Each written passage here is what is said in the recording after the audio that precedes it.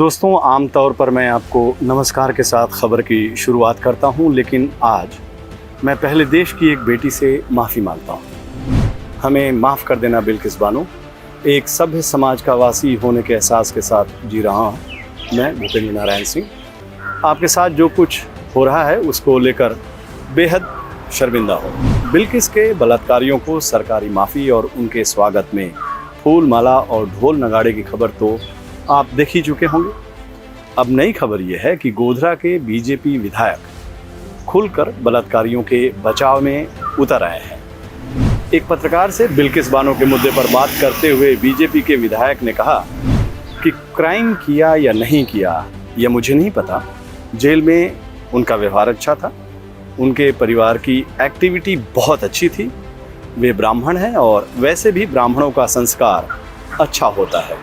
हो सकता है उन्हें जेल में कैद रखने के पीछे दुर्भावनापूर्ण इरादे हों। क्राइम किया कि नहीं किया हमको पता नहीं है, लेकिन क्राइम के बारे में मैं क्या कोई इंटेंशन भी हो सकता है ना कि जो भूतकाल की जो कार्यवाही है उसके फैमिली के मेंबर के जो कोई एक्टिविटी है वो बहुत अच्छी थी, ब्राह्मण लोग थे और वैसे भी ब्राह्मण के जो कुछ है उसके संस्कार भी बड़ा अच्छा था, इसलिए किसी को मतलब के गुने में डाल के उसको पनिशमेंट करने का बद इरादा भी हो सकता है। बीजेपी विधायक के इस निकृष्ट बयान पर मैं कुछ कहने में खुद को असमर्थ पा रहा हूँ।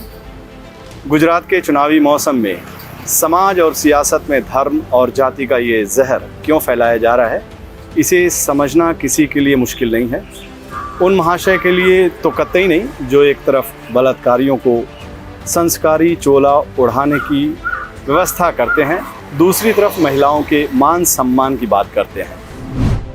स्वभाव से, संस्कार से, रोजमर्रा की जिंदगी में नारी को अपमानित करने वाली हर बात से मुक्ति का संकल्प ले सकते हैं।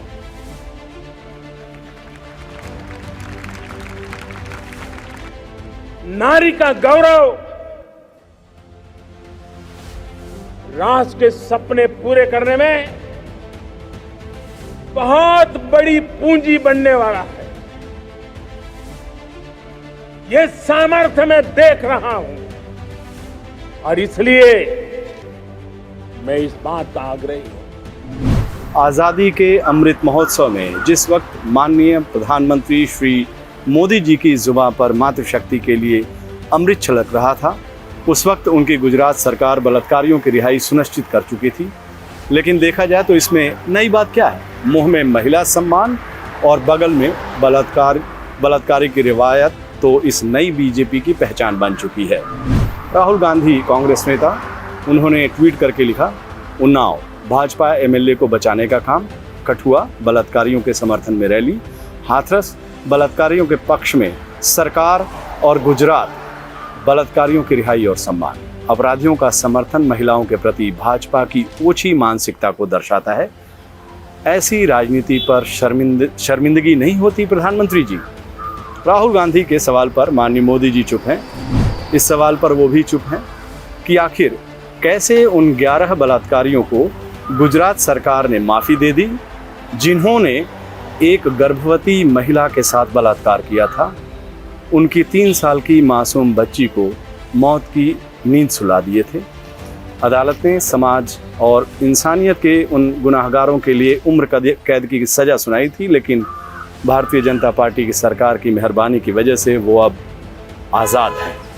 यहाँ आपको बता दूं कि गोधरा के जिन बीजेपी विधायक ने अपने संस्कारी बलात्कारियों की खुलकर वकालत की है, वो भी उस कमेटी के हिस्सा थे जिसने बलात्कारियों को आम माफ़ी की अनुशंसा की थी। कमेटी में बीजेपी के एक और विधायक थे जिनकी सिफारिश को सिर माथे लगाते हुए गुजरात की बीजेपी सरकार ने बलात्कारियों को आम माफ़ी दी है। दोस्तों, इस वक्त मुझे देश का एक और कुख्यात निर्भया बलात्कार कांड याद आ रहा है। उस वक्त मुझे गर्व हुआ था कि मैं एक ऐसे सभ्य समाज का हिस्सा हूँ जिसने निर्भया के गुनाहगारों को उनके अंजाम तक पहुँचाने के लिए एड़ी चोटी का जोर लगा दिया था। लेकिन इस मामले में मैं खुद को अब शर्मिंदा महसूस कर रहा हूँ। खबर की शुरुआत में ही मैं बिल्किस से माफ़ी मांग चुका हूं। अगर आपको भी उचित लगे तो बिल्किस से माफ़ी मांग लीजिएगा। नमस्कार।